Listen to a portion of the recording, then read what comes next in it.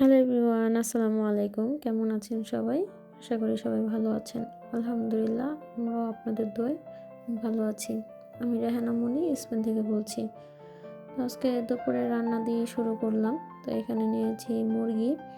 আজকে চিকেন বিরিয়ানি রান্না করব। তো মাংসটাকে ভালো করে ধুয়ে আমি এখানে পেঁয়াজ কুচি দিয়ে দিলাম, সাথে দিলাম প্যাকেটের মশলা, আদা রসুন, স্বাদ মতন লবণ, সাদা তেল, এগুলো দিয়ে ভালো করে মাখিয়ে নিব।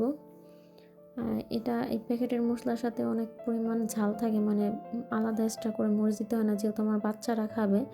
বড়রা খেলে ঠিক আছে, তাই আমি আর দিলাম না, যেহেতু আমার 3টা বাচ্চাই বিরিয়ানি খাবে, তাই জন্য আর আমি এক্সট্রা করে ঝাল দিলাম না। এখানে ভালো করে মাখিয়ে ঢাকনা দিয়ে ঢেকে 10 মিনিটের জন্য দিয়ে দিব।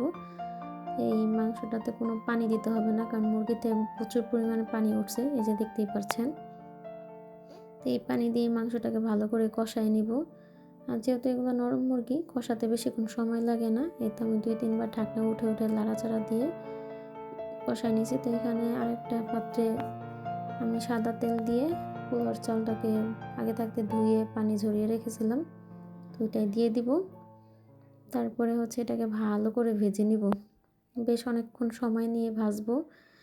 ভাজার পরে এখানে মুরগির মাংসটা দিয়ে গরম পানি দিয়ে দিব। আচ্ছা, আমার ভিডিওগুলো আপনাদের কেমন লাগে কমেন্ট করে জানাবেন। যেহেতু আমি নতুন, কথা বলতে একটু আটকায় যায়, তা আশা করি এটা টু হয়ে যাবে আস্তে আস্তে।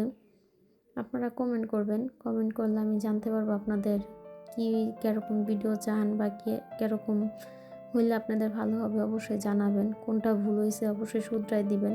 নেক্সট টাইম থেকে ওইটা শুধরায় নেওয়ার চেষ্টা করব। তো এখানে পানি দিয়ে আমি ঢাকনা দিয়ে ঢেকে দিছি। তারপরে দমে দিয়ে দিব পানিটা যখন টাইনে আসবে।